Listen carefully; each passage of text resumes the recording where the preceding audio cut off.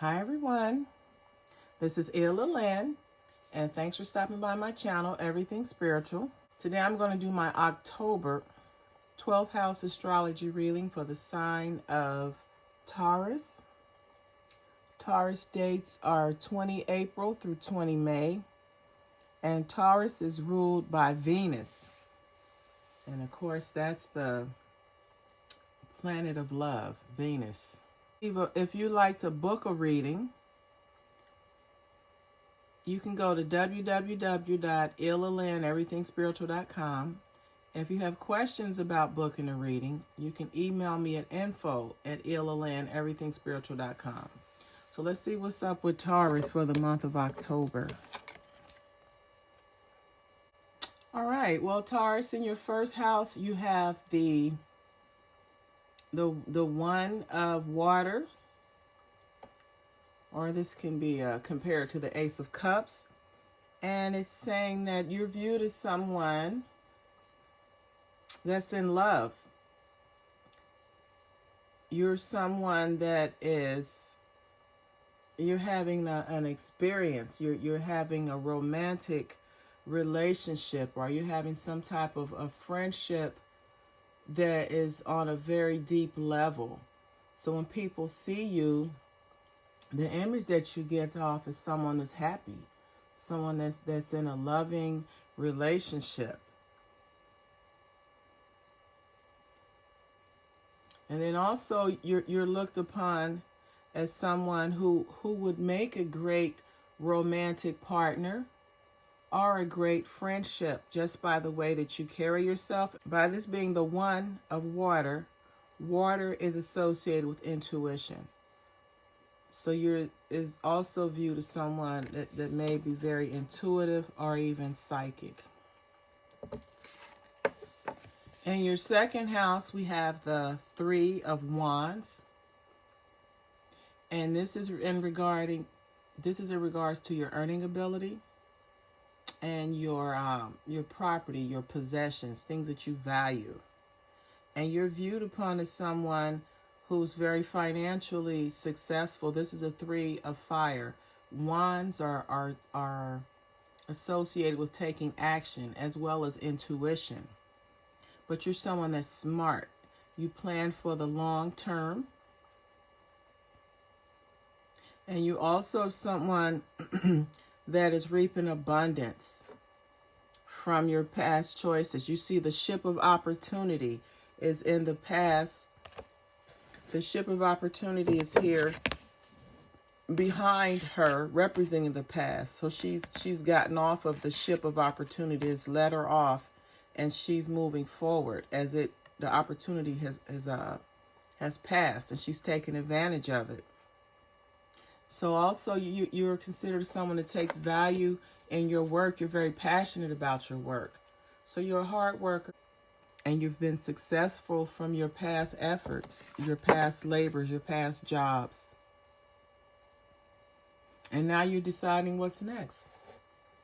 Your third house is the house of communication and how you connect to your immediate environment, which could be your home life, your job, your community, or your neighborhood.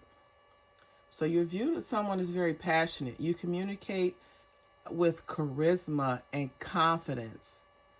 You're someone that you're a go-to person in your environment. Someone can come to you with a problem, and this is the Knight of Wands, and you take action. You take immediate action to go and help that person. And you won't leave that person until their problem or their situation has been resolved. You're very passionate. You're a very good friend in your community. When it comes to your fourth house, this is the house of your emotional nurturing, and it speaks for itself. You have the Empress. The Empress could be your wife or your mother or your auntie or an elder woman in your family.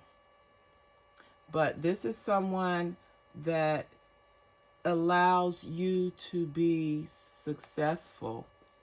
They help nurture your dreams. They help support you in your creative endeavors. And anything you do, they're there to support you 100% to make sure that you're successful in it and that you get abundance and prosperity. So, one that's influential in your life. And your fifth house, which can be the house of creativity and your self-expression, and also your love affairs and romance, we have the Two of Water, or the Two of Cups. So you're someone that's very lucky when it comes to dating. And you can fall in love very easily. Or this may be someone that you've had a relationship with in the past, and he or she is coming back into your life. It's someone that you've been equally yoked with. You've lived together before. You've known each other from the past. So this is telling you to don't give up on your relationships. Keep going. So you're going to attract like-minded people. Your sixth house is the house of your work and service.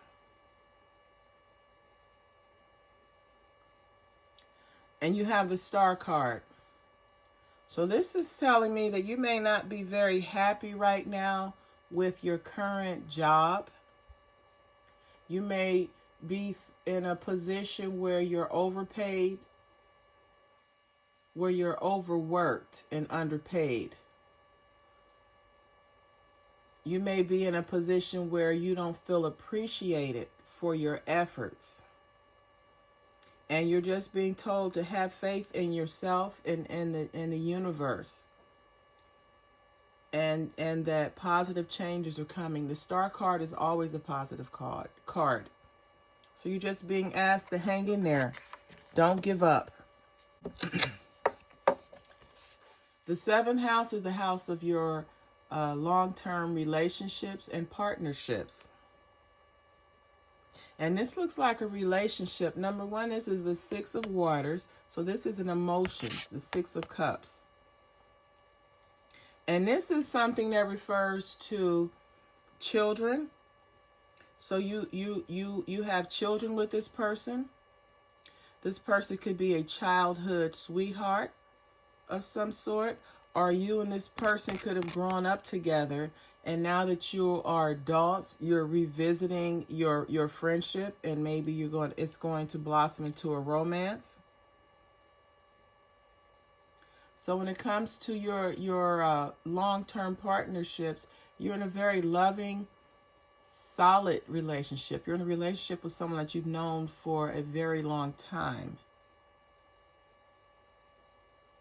And you may have 2 children with that person, but you definitely have known that person. That person is from your childhood. And your 8th house is the house where you have your shared assets and the regeneration and transformation. And here we have the 4 of Water. So this is another card of emotion. And you're looking at the card, you see someone that looks very unhappy or dissatisfied with the 3 choices in front of him, or the 3 opportunities. And these opportunities could be your assets. It could be your joint finances, your debt. And he has nothing to contribute to it. Maybe he made a bunch of poor decisions, and he's wallowing in his pity because he can't get anything in the cups. Everything is falling all around. And he could be missing the point. Definitely this is someone that is unhappy due to their current circumstances, doing nothing about the situation. So yeah, you're being asked to wake up. The 9th house is the house of your expanded consciousness. It's also where you would have your higher learning and your understanding meaning of life. And here we have a happy marriage, a happy family. So through your expanded consciousness, and you may use your expanded consciousness to strengthen your spirituality or your religious beliefs so that you can have a happy marriage, a happily ever after situation where you have the wife, the house, and the picket fence and the 2 children. In someone's 9th house, they are very, very focused on family. A family could be their dream come true. You have an understanding that that is what is important to you in life, and you're doing everything you can to manifest that and make it happen. Your 10th house is the house of your career and reputation. This is where you get acknowledgement for things you do on your job. And we have the Knight of Water. So this is someone who you may have a great love for your career, but you're also preoccupied with being flirtatious. And you're someone who's in love with love. So for that reason, your career and your professional achievement may suffer because you put all your energy and focus into your relationship cup, into your relationships. And since you put so much energy and focus in there, other parts of your life become out of balance. And then as a result of you having a lack of balance, you lose your focus. You lose your perspective on your career.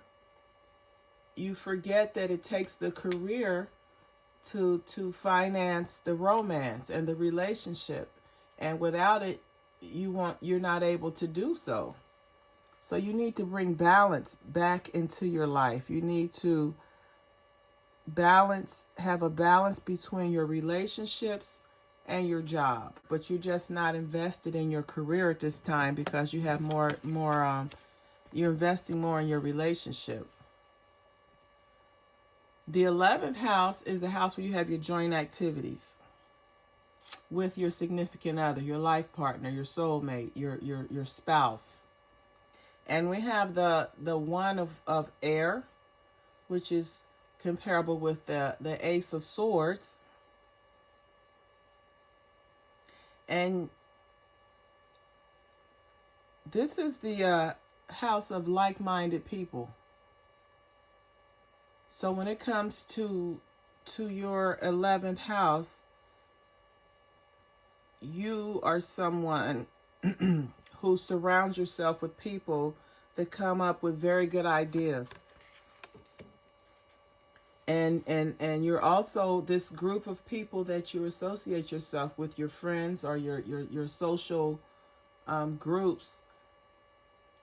When you all come together, you're able to overcome obstacles. People that you surround yourself with are able to give you that encouragement and hope that everything that you're doing, the things that you're working on, are all going to come together and work out for the greater good or work out fine.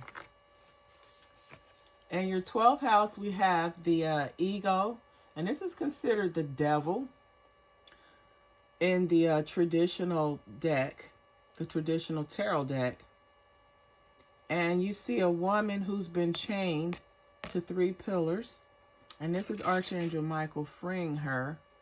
But the karmic debt, this is someone who was trapped by their own doing, by their own things that bound them. And the ego card is dealing with the devil. So the devil card is focusing on the 7 deadly sins. Let's see, you have lust, envy, pride, greed, and gluttony. And then you have sloth and wrath. So this person was dealing with their with those sins, with those areas of their life. And in their 12th house, which is the house of karma, and it's also the house of your fears, as well as your secrets and hidden enemies. you've been able to be freed from that. Now this is a Capricorn. The Devil card is associated with Capricorn. So this may be for a Capricorn, or you may be involved with a Capricorn in your life. But she has on green, and green is a color of action and growth. And she's been freed from those things that once held her bound. So her karmic debt may have been cleared because she's no longer bound to the things that held her back in the past. So Taurus, this has been your October 12th house astrology reading. If this video resonated with you or someone that you may know, you can like, comment, share, and subscribe. If you want to get spiritual guidance on a daily basis, you can follow me on Instagram at Ilalan.